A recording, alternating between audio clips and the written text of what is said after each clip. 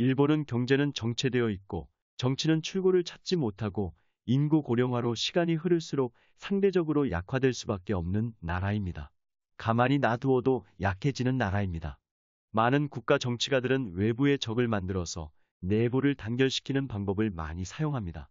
과거 우리나라는 공산당, 북한이 최고의 적이었습니다.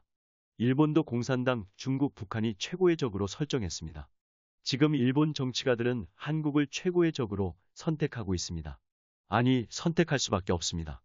1945년 일본에게 해방하고 1950년부터 전쟁을 겪은 한국은 간신히 농사지어 밥 먹는 가난한 나라였습니다. 가난한 한국은 비굴함을 억누르고 일본과 대만에게 많은 것을 힘들게 배우며 성장했습니다. 드디어 1980년대부터 한국이 일본에게 전쟁을 시작합니다. 분명히 한국이 먼저 시작했습니다. 일본이 세계적으로 장악하고 있던 전자기기, 자동차, 반도체 등등의 한국이 진출하기 시작합니다. 일본은 심각하게 느끼지 않았고 관망하는 시선으로 바라만 보았습니다. 2010년부터 일본은 난리가 나고 한국을 견제하기 시작하면서 혐한이 커지기 시작합니다. 세계 최고라던 가전제품 회사인 소니, 파나소닉, 후지츠 등이 삼성, LG에게 밀리기 시작합니다. 여기서 중요한 점이 있습니다. 일본은 절대 기술력이 한국보다 떨어지지 않았습니다. 이유는 일본의 국민성 때문입니다. 일본도 미국의 기존 가전제품과 자동차를 참고해서 디자인을 연구하고 기능을 추가해서 엄청난 발전을 했습니다. 소니는 기존에 사용되던 큰 카세트 플레이어를 작게 만들어 휴대하기 편한 워크맨이라는 제품으로 히트를 치고 더 발전된 휴대용 CD 플레이어를 개발했습니다. 일본의 한계는 여기까지입니다. 더 발전할 수 있는 점은 더 작은 워크맨, 더 작은 CD 플레이어를 만드는 것이 일본의 한계입니다. 즉, 테두리 안에서만 움직이지 테두리를 절대 벗어나려고 하지 않습니다. 지금도 팩스를 사용하는 일본도 할 말이 많습니다. 컴퓨터를 조작하지도 않고 문서를 보내니 매우 편리하다고 생각하며 팩스를 계속 개발하여 성능을 발전시키고 있습니다. 거의 모든 가정에서 팩스를 사용하니 없어도 불편할 것 같습니다. 한국은 테두리를 거부하고 뚫고 나왔습니다.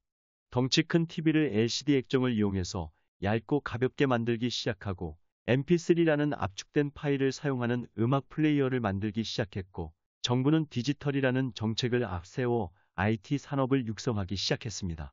결국에는 일본 유명 가전회사의 이익을 다 합쳐도 삼성전자에 미치지 못하고 고전하던 일부 업체는 대만에 팔리기도 했습니다. 자동차도 현대가 계속 덤비니 환장하고 있습니다. 요즘 핫 이슈인 반도체도 좋은 예입니다. 일본은 반도체 제작 기기를 잘 만듭니다. 또 거기까지입니다. 일본이 마음먹고 시스템 반도체 파운드리에 진출했다면 엄청난 경제 강국이 되었을 텐데 반도체 제작 기기에만 만족하는 나라입니다. 한국의 삼성은 다릅니다. 메모리 반도체 1위인 삼성은 만족하지 않고 시스템 반도체에 뛰어들었습니다.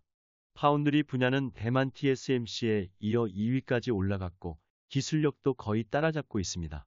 TSMC와 차이는 있지만 양강이라고 인정받고 있습니다. 여기에 팹리스 분야까지 뛰어들어 자체 스마트폰 AP인 엑시노스를 설계하고 직접 파운드리하여 일부 갤럭시 스마트폰에 사용까지 합니다.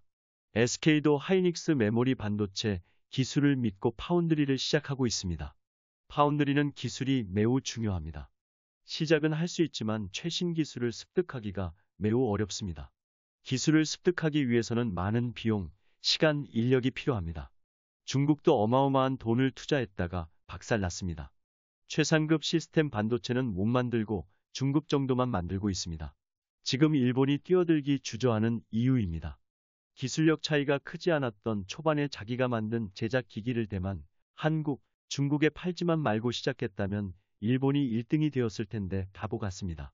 최근에 소니가 이미지 센서, 파운드리에 투자한다고 했는데 이미지 센서도 삼성이 신기술을 계속 내놓아 어떨지 모르겠습니다.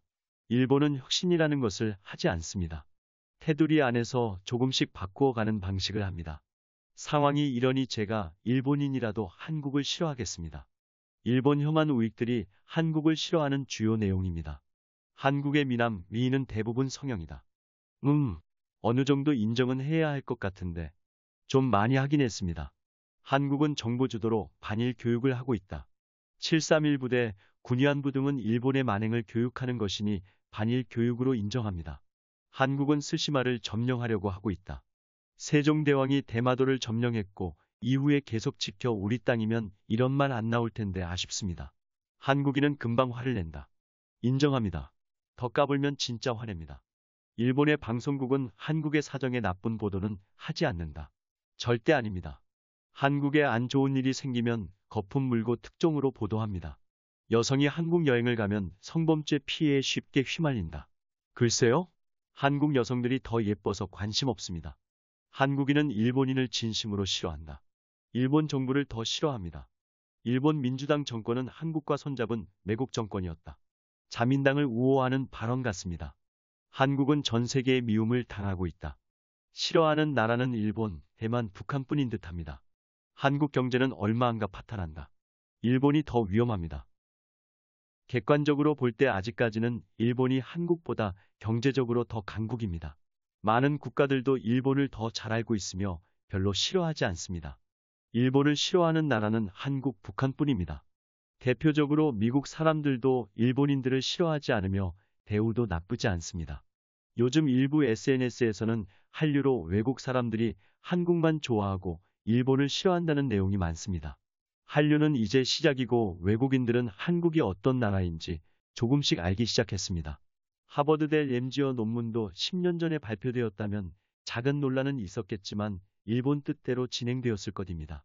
지금은 역풍까지 맞으며 일본 정부가 당혹해하고 있습니다. 일본인들이 한국 드라마를 보고 K-팝을 듣고 한국 음식을 좋아한다고 한국을 좋아하는 것은 절대 아닙니다. 우리도 일본 애니메이션을 보고 일본 맥주를 마시고 일본 여행을 많이 갔습니다. 그렇다고 일본을 좋아하지 않습니다. 일본 우익들은 거짓말하고 조작하는 나쁜 놈들이지만 한국 자체를 흔들고 못살게 구는 일본 정부가 진짜 문제입니다. 처음에 언급했지만 일본은 스스로 망하고 있습니다. 요즘에는 운도 지지리도 없습니다. 간만에 분위기 띄우려고 올림픽 개최했는데 코로나 때문에 거의 개최 못할 것 같고 지진은 계속 발생되고 며칠 전에는 토네이도까지 발생되었습니다. 가장 큰 문제점은 해결할 수 있는 답을 찾아야 하는데 일본 스스로는 절대 할 수 없다는 답만 찾았습니다. 아베 때는 트럼프 품에 안겨 시진핑에까지 목 매더니 스가는 바이든에게 무릎 꿇었습니다. 그냥 한국에게 잘못했다고 빌고 용서받아 사이좋게 발전하고 싶은데 자존심 때문에 절대 못하겠고 미국에 도와달라고 제스처만 계속 보내고 있습니다.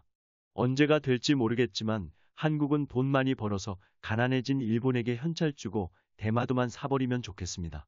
제 많은 일본 땅은 관심도 없습니다.